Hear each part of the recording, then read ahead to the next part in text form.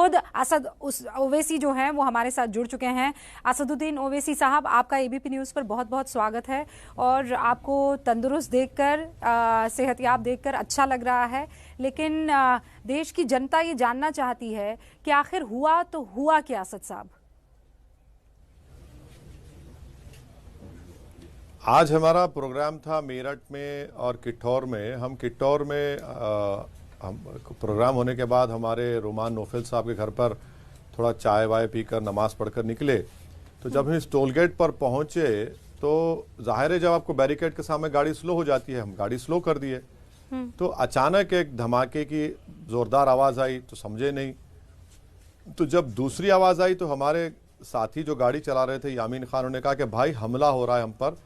और 90 डिग्रीज पर एक वाइट शर्ट में एक आदमी था और वाइट जैकेट या शर्ट और लेफ्ट साइड पे कोई रेड हुडी पहना हुआ था, वो गोली चला रहा था। तो हमने यामीन से कहा कि भाई तुम सामने वाले हाजी साहब की गाड़ी थी, हम 4 गाड़ी के कॉन्वॉय में थे, तुम गाड़ी को तेज मारो और हटाओ, गाड़ी निकालो यहाँ से। तो खैर वो गाड़ी निकली, हम बाजू से निकले। पीछे जो हमारे एक्स मेयर हैदराबाद के माजिद हुसैन की गाड़ी थी, उसके ड्राइवर ने उस लाल हुडी पहनने वाले शूटर पर अपनी गाड़ी चढ़ाई उसके पैर के ऊपर। वो गिर गया तो वाइट जैकेट वाला फिर उन 2 फॉर्च्यूनर पर गोली चलाई। तो खैर वो मेरी सेफ्टी जानने के लिए गाड़ी भगाए। हम कोई फ्लाईओवर के करीब पहुंचे, वहाँ पर आगे फ्लाईओवर है, गाड़ी से उतरे। हमने उन जो गन शॉट के जो निशान थे उसका फ़ोटो लिया और बाद में हम हाजी साहब गाड़ी में बैठकर दिल्ली को आए। तो एडिशनल एसपी से बात करें तो बोले कि हाँ सर, वो एक अटैकर शूटर पकड़ा गया है, सीन ऑफ क्राइम से एक वेपन भी सीज किया गया है और आपकी गाड़ी का फॉरेंसिक जांच होगी और टेक्निकल जांच होगी। और हमको अभी मालूम हुआ कि दोनों लोग सहारनपुर के एक है और एक नोएडा का है। हम सरकार से ही डिमांड करते हैं कि देश के प्रधानमंत्री की जिम्मेदारी है, उत्तर प्रदेश के एडमिनिस्ट्रेशन की जिम्मेदारी है कि इसकी इंडिपेंडेंट जांच करवाई जाए। और क्योंकि ये पूरा मनसूबाबंद तरीके से एक प्लानिंग से ही हरकत की गई है कि उनकी हमको ये रिकी कर रहे थे, हमको फॉलो कर रहे थे, वो पहले से इंतज़ार कर रहे थे, इनको मालूम था कि हम उस टोल गेट पर आएंगे।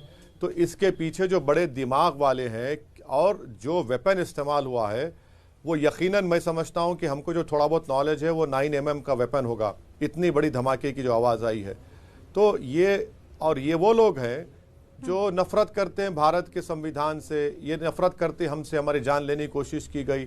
और सबसे अफसोसनाक बात है कि इलेक्शन चुनाव में, इंतखाबी इलेक्शन मुहिम में हमारी जान लेने की कोशिश की गई।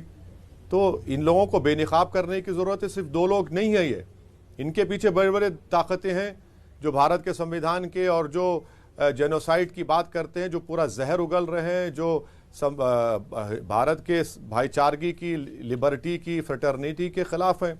मगर मैं आपके प्रोग्राम के ज़रिए इन बुज़दिलों को पैगाम दूंगा कि मुझे और तुमको मरना एक दिन है, ज़रूर है।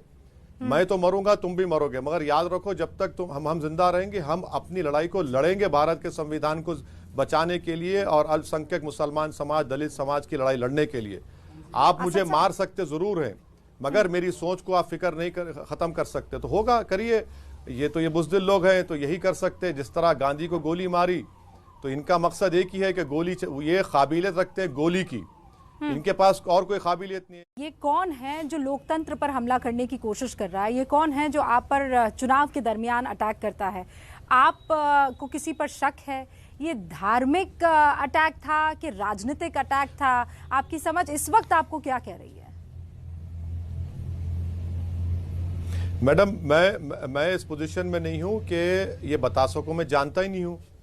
और अल्लाह के फजल करम से मेरा कोई ऐसा कोई बैकग्राउंड भी नहीं है। मैं 1994 से MLA बना, 2 मरतबा का विधायक, 4 मरतबा का MP हूँ। मैंने 94 से अब तक कोई सिक्योरिटी नहीं ली। मुझे पसंद नहीं है सिक्योरिटी गार्ड जो बंदूक थाम कर फिरते हैं।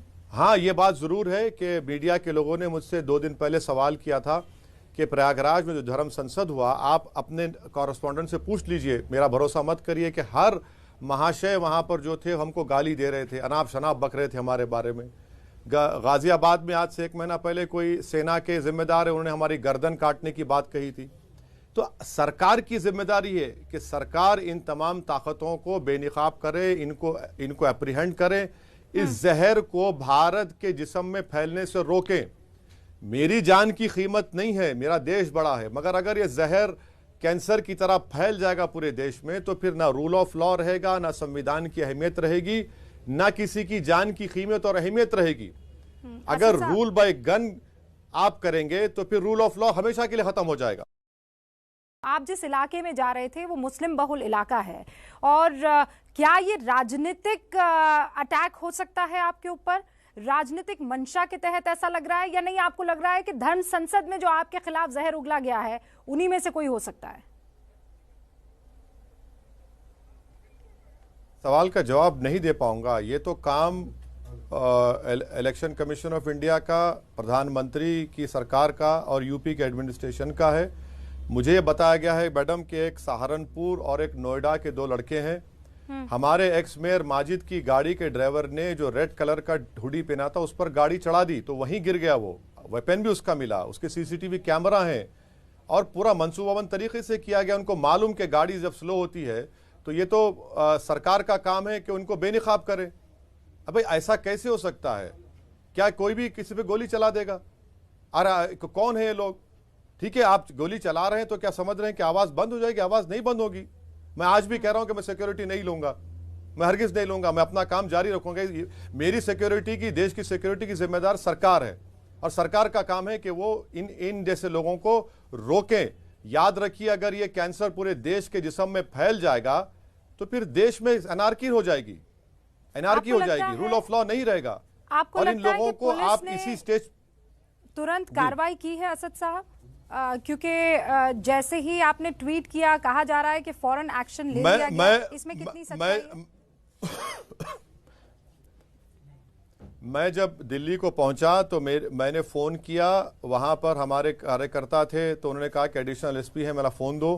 मैं उनसे बात किया, वो बड़े महज़िब तरीके से हमसे बात की। उन्होंने कहा कि हाँ सर, यहाँ से एक वेपन सीज हुआ है और एक सचिन नामी शख्स को हमने गिरफ्तार भी किया है, सीसीटीवी फुटेज को भी हम देख रहे हैं और पूरी जांच करवाएंगे।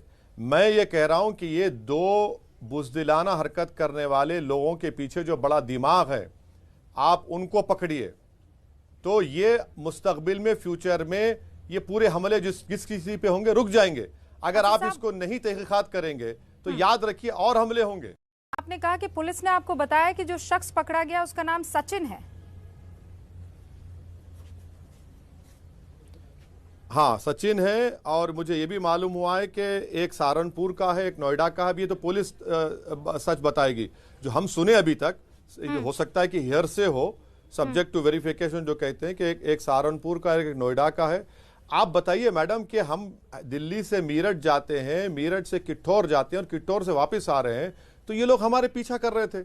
ये पहले से इंतजार कर रहे थे। इनको इनका फोन देखना चाहिए, इनके हर चीज को देखना चाहिए, इनके सोशल मीडिया अकाउंट्स को देखना चाहिए, इनके बैंक अकाउंट्स को देखना चाहिए, कौन कौन इनसे ये कांटेक्ट में थे, संपर्क में थे, इनका व्हाट्सएप को निकालना चाहिए। आप अपनी फॉरेंसिक टीम को इनका सेलफोन सीज करिए, और आप इनका जो हाथ का रेजिडुअल लीजिए, सब करिए, मालूम हो जाएगा आपको कौन इनके पीछे है। ये दो का काम नहीं हो सकता। मैं कह रहा हूं, इनके पीछे यकीनन बड़ी बड़ी ताकतें हैं जो हमारी आवाज को दबाना चाहते थे, हमको खत्म करना चाहते थे। आखिरी सवाल आपसे ये पूछना चाह रही हूँ, आपके काफिले में कितने लोग उस वक्त मौजूद थे, और आपको क्या कभी ऐसा एहसास हुआ कि कोई है जो लगातार आपका पीछा कर रहा है? देखिए, मैंने आपसे जैसा कहा कि मैं सिक्योरिटी 94 से मैं पॉलिटिक्स में एमएलए बना, मैं नहीं लेता हूं, मुझे पसंद नहीं है। ना मैं बीपी गाड़ी लेता हूं। मेरे गाड़ी के सामने हाजी साहब की गाड़ी थी जिसमें वो और सारिम बैठे थे। मेरी गाड़ी यामीन खान चला रहे थे, मैं पैसेंजर पर था, और मेरे अध्यक्ष शौकत साहब पीछे बैठे थे, 3 लोग। पीछे 2 गाड़ियां थी फॉर्च्यूनर, उसमें 2-2, 3-3 लोग बैठे थे, जिसमें हमारे माजिद हुसैन एक्स मेयर थे। उनके ड्राइवर ने उस लाल कलर के शख्स पर जो गोली चला, उस पर गाड़ी चढ़ाई। अगर वो नहीं मिलता, अगर गाड़ी नहीं चढ़ाते, उसको नहीं रोकते, तो फिर वो भी गायब हो जाते। अपना ख्याल रखिएगा, बहुत बहुत शुक्रिया।